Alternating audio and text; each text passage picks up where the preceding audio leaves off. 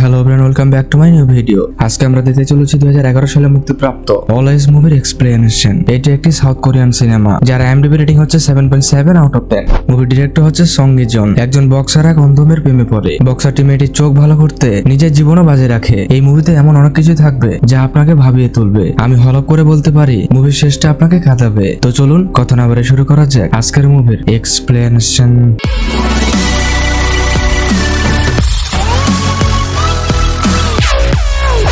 Movie শুরুতে হতাশাগ্রস্ত ছেলেকে দেখি। ছেলেটি কাঁধে পানি নিয়ে বাড়িতে অফিসে পৌঁছে দেয়। এর বিনিময়ে ছেলেটি যে অর্থ পায় সেটা দিয়ে কোনোভাবে তার জীবন চালায়। রাতে ছেলেটি একটা পার্কিং লটে আসে। এখানে আগে থেকে একজন বৃদ্ধ দাঁড়িয়ে ছিল। বৃদ্ধটি বলে, তুমি তোমার জীবনে আর কতটা কষ্ট করবে? এই বলে বৃদ্ধটি সেখান থেকে চলে যায়। আপনাদের তো ছেলেটির নামই বলা হয়নি। ছেলেটির নাম জ্যাং মার্সিলেনো। জ্যাং রাতের বেলা পার্কিং লটে কাজ করে। জ্যাং সেখানে টিভিতে একজনের বক্সিং খেলা দেখে। তখনই সেখানে একটা মেয়ে আসে। মেয়েটি জ্যাং এর হাতে ফলমূল দেয় এবং একটি খাবারের বক্সও দেয়। এদিকে জ্যাং বলে, আপনি কে আর এইসব আমাকে কেন দিচ্ছেন? জ্যাং এর মুখে এই কথা শুনে মেয়েটি অবাক হয়ে যায়। মেয়েটি বলে, আমি দুঃখিত, আমি তো অন্ধ, তাই আমি বুঝতে পারিনি। আসলে এখানে যে দাদু থাকতো আমি তার কাছে এসেছি। আমি আর দাদু মিলে টিভিতে এই সময় নাটক দেখি। এই বলে মেয়েটি ফলগুলো নিয়ে নেয়। মেয়েটি লজ্জা পেয়ে সেখান থেকে চলে যায়। বাইরে খুব বৃষ্টি হচ্ছিল। মেয়েটি বৃষ্টির মধ্যে একাই দাঁড়িয়েছিল। এসব জ্যাং ভেতর থেকে দেখছিল। জ্যাং মেয়েটির কাছে আসে এবং বলে, আপনি আমার সাথে টিভি দেখতে পারেন, বৃষ্টি কমলে চলে যায়েন। একটু পর জ্যাং ও মেয়েটি একসাথে টিভি দেখতে বসে। আপনারা নিশ্চয়ই ভাবছেন অন্ধ হয়ে কিভাবে টিভি দেখে। আসলে মেয়েটি অন্ধ হলেও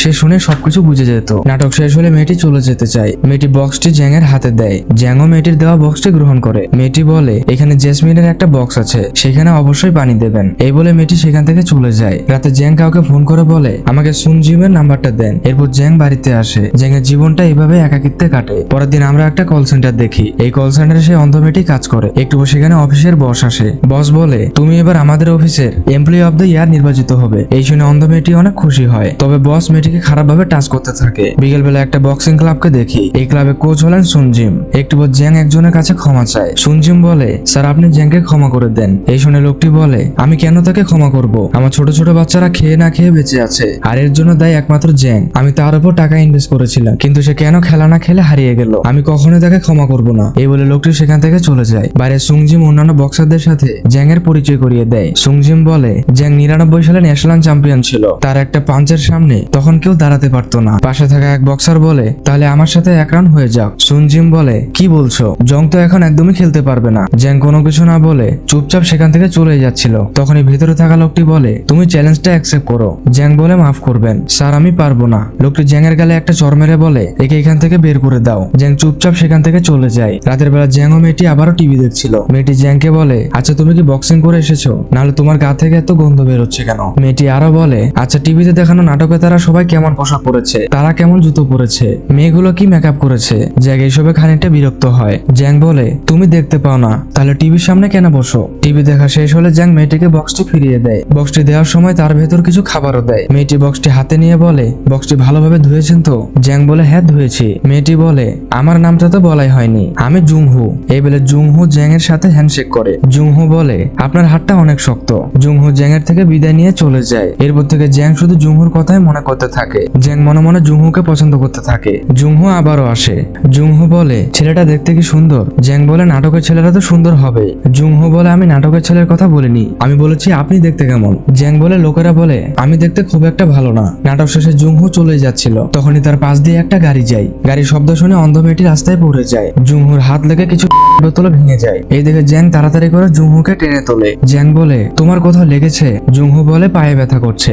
জ্যাং পায়ে হাত দিলে জুংহু এতে বাধা দেয়। দোকানদার এসে বলে, আমার এগুলোর দাম এখন কে দিবে? জুংহু বলে, ভাইয়া আমি দেবো। জ্যাং দোকানদারকে কিছু টাকা দিয়ে বলে, আপনি একটু পার্কিং লটের দিকে খেয়াল রাখেন, আমি মেয়েটিকে নিয়ে হাসপাতালে যাচ্ছি। হাসপাতাল থেকে জুংহুকে পা ব্যান্ডেজ করে দেয়। জুংহু বলে, তুমি তো আমাকে তোমার নাম বলনি। জ্যাং বলে, আমার নাম জ্যাং মার্সিলেনো। জুংহু বলে, তুমি কি বিদেশি? নামটা তো বিদেশিদের মতো। জ্যাং বলে, না আমি একজন কোরিয়ান। পরবর্তীতে তারা দুজনই যখন রাস্তা দিয়ে হাঁটছিল তখন জুংহু বলে, আমি আর হাঁটতে পারছি না।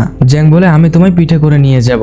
এই বলে জ্যাং মাটিতে বসে। জুংহো বলে পরে আবার আমায় নামিয়ে দিবে না তো? জ্যাং জুংহোকে পিঠে নিয়ে চলতে শুরু করে। জ্যাং দেখে সামনে অনেকগুলো সিঁড়ি তাকে পার হতে হবে। এই অবস্থা থেকে জুংহো হেসে বলে এই জন্য তখন বলেছিলাম আমায় নামিয়ে দিবে না তো। জ্যাং তার কথা রাখতে সিঁড়ি বেয়ে উপরে উঠতে শুরু করে। জুংহো বলে সামনে একটা ছোট্ট বাচ্চা আছে, তুমি তার থেকে একটু সাবধানে থাকো। আমরা ছোট্ট বাচ্চাটিকে দেখি। বাচ্চাটি কাঠি দিয়ে জ্যাং এর পেছনে গুঁতো মারে। এতে জ্যাং এর অবস্থা খুবই খারাপ হয়। তবে এই ঘটনায় জুংহো খুবই মজা পাচ্ছিল। অবশেষে জ্যাং জুংহোকে তার বাড়িতে রাখে। জ্যাং এর অবস্থা এতটাই খারাপ ছিল সে কথাই বলতে পারছে না। জুংহো হাসতে হাসতে বলে তুমি না ছেলে মানুষ, তাহলে এত তাড়াতাড়ি হাঁপিয়ে গেলে চলবে? একটু পর জুংহো বলে তুমি কি গান শুনতে পছন্দ করো? জ্যাং বলে মাঝে মাঝে শুনি। জুংহো দুটো টিকিট দিয়ে বলে তোমার বন্ধুর সাথে গান শুনতে যেও। জ্যাং বলে আমার কোনো বন্ধু নেই। জুংহো বলে ঠিক আছে, তাহলে তোমার সাথে আমি যাব। রাতে জুংহো জ্যাং এর কথাই ভাবতে থাকে। জুংহো জ্যাংকে মনে মনে পছন্দ করতে শুরু করে। পরের দিন জুংহো একটা লেডিস সেলুনে এসে বলে আমাকে এমন ভাবে চুল কেটে দাও যাতে দেখতে অনেক সুন্দর লাগে। এরপর তারা জুংহোকে খুব সুন্দরভাবে সাজিয়েও দেয়। জুংহো তার পছন্দের জামাটি আলমারি থেকে বের করে। বাইরে জ্যাং তখন অপেক্ষা করছে। একটু পর জ্যাং জুংহোকে দেখে তো ফিদা হয়ে যায়। তারা দুজনে একটা গানের কনসার্টে আসে। জুংহো জ্যাং এর কানে কানে বলে আচ্ছা মেয়েটা যে গান গাইছে সে দেখতে কেমন? জ্যাং বলে মেয়েটার চোখগুলো বড় বড়, দেখতেও তেমন একটা ভালো না। কনসার্ট শেষে জুংহো তো খুবই খুশি। জুংহো বলে এখন চলো কোথাও খাওয়া দাওয়া করি। এরপর তারা দুজনে একটা রেস্টুরেন্টে খেতে আসে। জুংহো বলে রাতে তুমি তো পার্কিং লটে কাজ করো, তাহলে দিনে কি করো? জ্যাং বলে দিনে আমি বাড়িতে বা অফিসে পানি দিয়ে থাকি। জুংহো বলে তোমার ছোটবেলাটা কেমন ছিল? আমার মনে হয় তুমি খুবই দুষ্টু ছিলে। জ্যাং বলে আমার ব্যাপারে তুমি এত জানতে চাচ্ছ কেন? জুংহো বলে তুমি আমি বলতে পারো। তুমি কি জানো আমি মনে মনে তোমায় কি ভাবি? জ্যাং বলে না জানি না, আর জানতেও চাই না। জুংহো বলে আমার মনে হয় তুমি আমায় ইগনোর করছো। আচ্ছা আমি এখন চলে যাচ্ছি। বাড়ি এসে জুংহো বলে আজ তোমার দিনটা নষ্ট করার জন্য আমায় মাফ করো। জ্যাং বলে আমি একজন বক্সার, তুমি ঠিকই বলেছিলে। আমি একসময় খুব খারাপ ছেলে ছিলাম, তাই তো এখন ভালো হওয়ার চেষ্টা করছি। তখন এই কথাগুলো বলিনি কারণ তখন লজ্জা পাচ্ছিলাম, কিন্তু তোমায় আমি কখনো ইগনোর করিনি। জুংহো বলে ঠিক আছে গুড নাইট। পরের দিন জুংহো যখন কাজ করছিল তখন তার বস তাকে ডাকে। বস জুংহোর হাতে গিফট দিয়ে বলে তোমার যে জন্মদিন ছিল আমায় তো বলনি। বস জুংহোর শরীরে বাজেভাবে টাচ করতে থাকে এবং বলে চলো আমরা একসাথে লাঞ্চ করব। জুংহো হেসে বলে স্যার আমার কাজ আছে। এই বলে জুংহো সেখান থেকে চলে যায়। রাতে জ্যাং সহ তিনজনই একসাথে নাস্তা করছিল। সুংজিম বলে জ্যাং আমাদের যেমন তোমার প্রয়োজন আছে ঠিক তেমনই তোমারও আমাদের প্রয়োজন আছে। কোচ বলে জ্যাং তুমি এতদিন কোথায় ছিলে? জ্যাং কোনো কথারই জবাব দেয় না। সুংজিম বলে জ্যাং এখন শুধু বক্সিং এ ভালো কিছু করা যায় না, এর পাশাপাশি মার্শাল আর্টও শেখো। তখনও জ্যাং চুপচাপ করেই থাকে। এইটা দেখে কোচ সেখান থেকে চলে যাচ্ছিল। তখনই জ্যাং বলে স্যার আমি 4 বছর 3 মাস ধরে জেলে ছিলাম। জ্যাং গল্প বলতে শুরু করে। মুভি ফ্ল্যাশব্যাকে যায়। জ্যাং যখন বক্সিং ছেড়ে দেয় তখন সে টাকার জন্য অন্যদের মারধর করত। এমনই একদিন একজনকে মারার সময় মার খাওয়া লোকটি বলে আমি তো ভেতর থেকে মরে গেছি, আমার স্ত্রী আমাকে ছেড়ে চলে গেছে, আমি আমার সন্তানকে অনাথ আশ্রমে রেখে এসেছি। ছোটবেলায় তোমার বাবা মা নিশ্চয়ই তোমাকে গল্প শোনাতো, কিন্তু আমি আমার বাচ্চাটাকে কোনো গল্প শোনাতে পারিনি। জ্যাং বলে ছোটবেলায় আমাকে কেউ কখনো গল্প শোনায়নি, কারণ আমিও অনাথ ছিলাম। এই বলে জ্যাং লোকটিকে আবারও মারতে থাকে। পরের দিন জ্যাং লোকটিকে হাসপাতালে নিয়ে আসে। লোকটি শরীরের বিভিন্ন জায়গায় পুড়ে গেছিল। কিভাবে পুরলো সেটা একটু পরে জানবো। নার্স বলে জ্যাং তুমি মন খারাপ করে কেন বসে আছো? একটু হাসো, হাসলে তোমায় অনেক সুন্দর লাগে। জ্যাং নার্সের কথাই হাসে। জ্যাং বলে সিস্টার আমার নামটা কি কোনোভাবে চেঞ্জ করা যায় না? নার্স বলে কেন চেঞ্জ করবেন, আপনার নামটা তো সুন্দরী আছে। মুভি বর্তমানে আসে।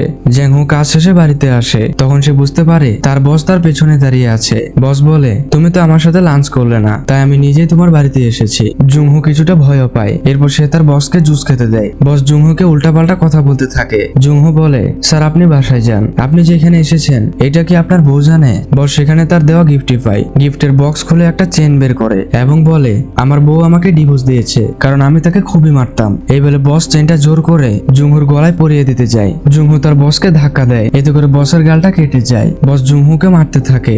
জুংহো বলে স্যার দয়া করে আমার সাথে খারাপ কিছু করবেন না। তখনই সেখানে জ্যাং চলে আসে। জ্যাং বসকে প্রচন্ড মারতে থাকে। জুংহো বলে তুমি তাকে যেতে দাও। জ্যাং ছেড়ে দেওয়ার আগে বলে তোকে যদি আরেকবার দেখি তাহলে তোকে মেরেই ফেলবো। এই ঘটনায় জুংহো খুবই ভয় পায়। জ্যাং বলে তুমি ঠিক আছো তো? জুংহো বলে আমার চাকরিটা মনে হয় আর থাকবে না। জ্যাং বলে এই ঘটনা পরেও তুমি ওই লোকটার কাজ করবে? জুংহো বলে কাজ না করলে খাবো কি, চলবো কিভাবে? জানি না কত অসহায় বোন এইভাবে দিনের পর দিন অসহ্য যন্ত্রণা সহ্য করে যাচ্ছে। জ্যাং বলে আমি তোমার পাশে থাকবো। জুংহো বলে কিসের জন্য? তোমার কি কোনো উদ্দেশ্য আছে? জুংহোর মুখে এই কথা শুনে জ্যাং এর চোখ দিয়ে পানি গড়িয়ে পড়ছিল। জ্যাং সেখান থেকে চলে যায়। জুংহো খুবই কান্না করছিল। জ্যাংকে এইভাবে বলাটা মোটেও উচিত হয়নি। জ্যাং এটা কোনোভাবে মানতে পারছে না জুংহো তাকে এইভাবে বলেছে। পরের দিন থেকে জুংহো যেখানে যায় জ্যাং তার পেছন পেছন আসে। রাতে জ্যাং দেখে জুংহো এসেছে। জ্যাং কাছে এসে বলে হঠাৎ এখানে আসলে কেন? জুংহো বলে তুমি তো বলেছো আমার পাশে থাকবে, তাই আমি তোমার কাছে এসেছি। যাতে তুমি আমায় এভাবে রক্ষা করো। পরের দিন জ্যাং জুংহুকে একটা কুকুর দিয়ে বলে, যখন আমি থাকবো না তখন এই কুকুরটি তোমার পাশে থাকবে। জুংহু কুকুরটিকে পেয়ে তো মহা খুশি। জুংহু বলে, এর নাম কি রাখবো? জ্যাং বলে, এর নাম ইজি রাখো।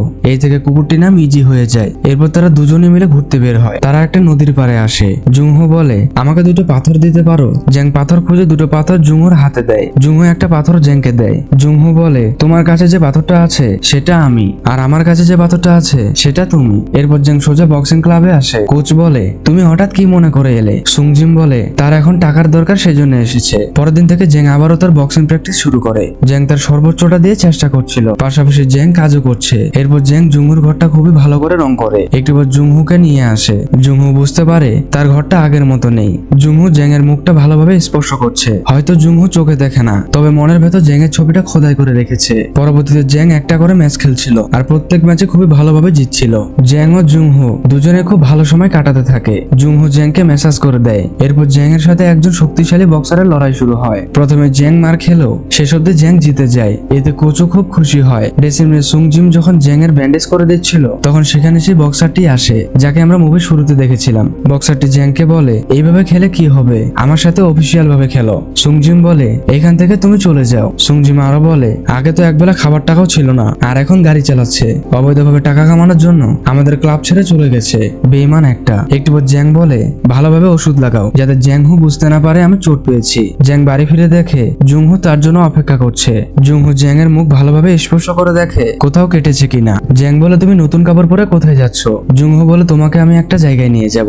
এরপর জুংহু তার বাবা মায়ের কবরস্থানে নিয়ে আসে। জুংহু বলে, আমি আমার বাবা মার সাথে ভালোই ছিলাম। সেদিন রাতে আমি গাড়ি চালাচ্ছিলাম, আমার বাবা মা গাড়ির পেছনে বসেছিল। তখনই আমি দেখি উপর থেকে আগুনের মতো কিছু একটা পড়ছে, আর ঠিক তখনই একটা গাড়ি এসে আমাদের ধাক্কা দেয়, আর আমার বাবা মা সেখানে মারা যায়। আমিও সেই থেকে অন্ধ হয়ে যাই। জুংহুর মুখে এই কথা শুনে জ্যাং খুবই ঘাবড়ে যায়। জ্যাং ভাবতে থাকে সেই রাতের কথা। ঘরে সে যখন লোকটিকে মারছিল তখনই পুলিশ চলে আসে। জ্যাং দেখে লোকটি তার গায়ে পেট্রোল ঢালছে। লোকটি বলে, এই জীবন রেখে কি লাভ? এই বলে লোকটি তার গায়ে আগুন ধরিয়ে দেয়। জ্যাং লোকটিকে বাঁচাতে লোকটির হাতটা ধরে। আগুনের তাপ বেশি থাকায় জ্যাং লোকটিকে ছেড়ে দিতে বাধ্য হয়। লোকটি উপর থেকে নিচে পড়ে যায়। এরপর জ্যাং দেখে সেখানে একটা গাড়ি উল্টে আছে, আর সেদিন এই গাড়িতে জুংহু ছিল। জ্যাং পাগল হয়ে যায়। জ্যাং ভাবে আর জুংহুর এই অবস্থার জন্য সে দায়ী। পরের দিন জ্যাং চোখের ডাক্তারের কাছে যায়। জ্যাং ডাক্তারকে সবকিছু খুলে বলে। ডাক্তার বলে তার চোখ ঠিক করতে $30,000 লাগবে। ডাক্তারের কথা শুনে জ্যাং সোজা সেই বক্সারের সাথে দেখা করতে আসে।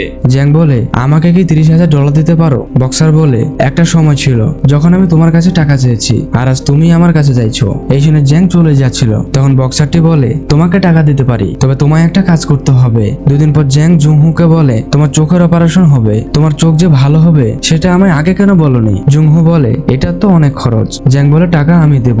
জুংহু বলে, সেই ঘটনা পরে মনে হয় আমার বাবা মায়ের মৃত্যুর জন্য আমি দায়ী, এই জন্য আমার অন্ধ থাকাই ভালো। জ্যাং বলে, তুমি তো আমায় দেখবে, আমাদের বাচ্চা হলে তাকেও তো দেখবে। পরবর্তীতে জ্যাং একজনের সাথে দেখা করে। লোকটি বলে, তোমাকে আমি টাকা দেব, তবে তার জন্য একজনের সাথে তোমায় খেলতে হবে। খেলাতে তোমায় হারতে হবে। এই খেলায় তুমি মরেও যেতে পারো। যেহেতু এই খেলাটা ইল্লিগ্যাল, তাই তোমাকে তোমার সকল পরিচয় মুছে ফেলতে হবে। জ্যাংকে বলে, তুমি কি এসব করতে পারবে? জ্যাং বলে, হ্যাঁ আমি পারবো। এই জন্য জ্যাংকে $30,000 দেওয়া হয়। জ্যাং তার কাপড় চোপড় সহ সবকিছু একটা ব্যাগে ঢোকায়। এরপর জ্যাং ইজিকে বলে, তুই জুংহুকে দেখে রাখিস। একটু পর জ্যাং তার কাপড় চোপড় পুড়িয়ে দেয়, এমনকি জ্যাং তার কাগজপত্র জ্বালিয়ে দেয়। পরের দিন জ্যাং বক্সিং ক্লাবে আসে তার কিছু জিনিস নিতে। সুংজিম বলে, তুমি বিশ্বাসঘাতকের সাথে ডিল কেন করেছো? তুমি এত কিছু করছো ওই মেয়েটার জন্য, তাই না? তোমার যদি এখন কিছু একটা হয়ে যায় তাহলে কি হবে? জ্যাং বলে, এতে আমার কোনো কিছু যায় আসে না। জ্যাং সোজা হাসপাতালে জুংহুর কাছে আসে। জুংহু বলে, কাল আমি তোমায় দেখতে পাবো, ইজিকেও দেখতে পাবো, ওই নদীটাকেও দেখবো। পরের দিন জুংহুকে অপারেশনের জন্য নিয়ে যাওয়া হচ্ছে। জুংহু জ্যাংকে বলে, আমি এসে যেন দেখি তুমি এখানেই আছো। জ্যাং বলে, ঠিক আছে, আমি তোমার জন্য এখানে অপেক্ষা করব। কথাগুলো বলার সময় জ্যাং এর চোখ বেয়ে শুধু পানি পড়ছিল। জ্যাং অনেক কিছু বলতে চেয়েও বলতে পারছে না। জুংহু হাসি মুখে বিদায় জানায়। জ্যাং তার প্রিয় মানুষটির দিকে অপলক দৃষ্টিতে তাকিয়েই থাকে। পরবর্তীতে জ্যাংকে একটা অন্ধকার রুমে নিয়ে যাওয়া হয়। বক্সারটি বলছে, আজ তোমায় অনেক নার্ভাস লাগছে, তুমি যার সাথে লড়বে তার হাতে কিন্তু অনেকে মরেছে। একটু বসে প্রতিপক্ষ বক্সারও চলে আসে। দুজনের মধ্যে লড়াই শুরু হয়ে যায়। বাইরে থেকে অনেক মানুষ এই খেলায় টাকা লাগিয়েছে। জ্যাং কথা মতো মার খেতে থাকে। জ্যাংকে মারতে মারতে রক্তাক্ত করে ফেলে। বাইরে থেকে মানুষেরা তো খুবই খুশি, কারণ তারা জানতোই জ্যাং হারবে। একটু পর জ্যাং ঘুরে দাঁড়ায়। তার মাথায় এখন জেতার ইচ্ছা, তাই জ্যাং প্রতিপক্ষ বক্সারটিকে আচ্ছা মতো মারতে থাকে। একটা সময় জ্যাং এই ম্যাচটা জিতে যায়। এতে করে অনেকে টাকা লাগিয়ে হেরে যায়। সেই বক্সারটিকে থ্রেট দিয়ে বলে, আমার $30,000 চাই। বক্সারটি এতে খুব চিন্তায় পড়ে যায়। এদিকে জুংহু এর অপারেশন শেষ হয়। জুংহু এখন সবকিছুই দেখতে পাচ্ছে। জ্যাং এর সাথে অন্য একজনের ডিল হয়, তারা জ্যাংকে $30,000 দিবি, তবে জ্যাংকে 10 ক্যারেটের ডায়মন্ড এক জায়গায় পৌঁছে দিতে হবে। রাতে জ্যাং ডাক্তারকে ফোন করে বলে জুংহো এখন কেমন আছে। ফোনের ওপাশ থেকে ডাক্তার বলে জুংহো এখন সুস্থ।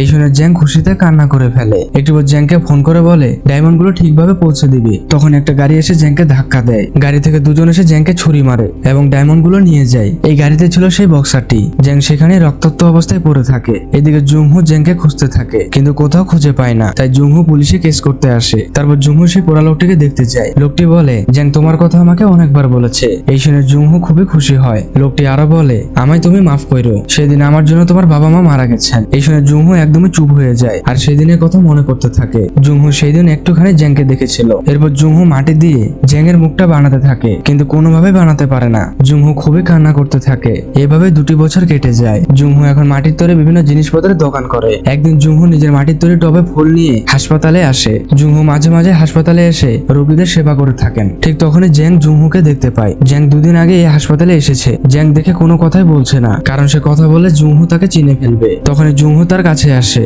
এবং বলে আপনি খুব তাড়াতাড়ি সুস্থ হয়ে যাবেন। জুংহো জ্যাংকে মেসেজ করে দিচ্ছে। জ্যাং শুধুই চোখের পানি ফেলছে, কেননা এতদিন পর তার প্রিয় মানুষটিকে দেখেও একটিবারের জন্য কথা বলতে পারছে না। একটু পর জুংহো চলে যায়। তখনই জ্যাংয়ের হাত থেকে সেই পাথরটি পড়ে যায়। এটা সেই পাথর যা জুংহো তাকে দিয়েছিল।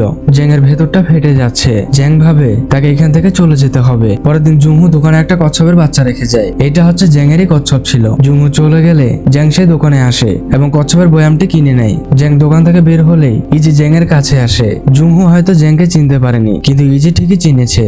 জুংহো জ্যাংকে অনেক কিছু জিজ্ঞাসা করতে থাকে কিন্তু জ্যাং কোনো কথাই বলে না। জ্যাং চলে যাচ্ছে। জ্যাং এত কাছে থেকেও তার প্রিয় মানুষটির সাথে একবারও কথা বলতে পারলো না। জ্যাং খুবই কান্না করছে। দোকানে এসে জুংহো দেখে কচ্ছপটি নেই। দোকানে থাকা ছেলেটি বলে কিছুক্ষণ আগে একটা ছেলে এসে কিনে নিয়ে গেছে। তখন ইজি খুব চিৎকার করতে থাকে। এটা দেখে জুংহোর মনটা কেঁপে ওঠে। সে বুঝে যায় সেই ছেলেটি জ্যাং ছিল। তখনই জুংহো দৌড়াতে থাকে। জুংহো পাগলের মতো তার প্রিয় মানুষটিকে খুঁজতে থাকে কিন্তু কোথাও তাকে খুঁজে পায় না। জুংহো পুরো ভেঙে পড়ে। জুংহো খুবই কান্না করতে থাকে কেননা সে তার ভালোবাসার মানুষটিকে এতটা কাছে পেয়েও হারিয়ে ফেললো। জুংহোর কান্নায় বাতাস যেন ভারী হয়ে উঠেছে। এদিকে জ্যাং কচ্ছপটি নিয়ে চলে যাচ্ছে। জুংহো হাসপাতাল থেকে জানতে পারে জ্যাং হাসপাতাল ছেড়ে চলে গেছে। এই শুনে জুংহোর শেষ ভরসাটুকু শেষ হয়ে যায়। একটু পর জুংহো বুঝতে পারে কোথায় গেলে জ্যাংকে পাবে। এদিকে জ্যাং সেই নদীটিতে এসেছে। জ্যাং পানিতে কচ্ছপটি ছেড়ে দেয়। একটু পর সেখানে জুংহো আসে। জুংহো বলে আমি তোমাকে বলেছিলাম আমি শুধু তোমাকে দেখতে চাই, তাহলে তুমি কেন আমার সামনে আসোনি? জুংহো কাছে এসে বলে আমাকে তুমি ক্ষমা করো, আমি তোমাকে চিনতে পারিনি।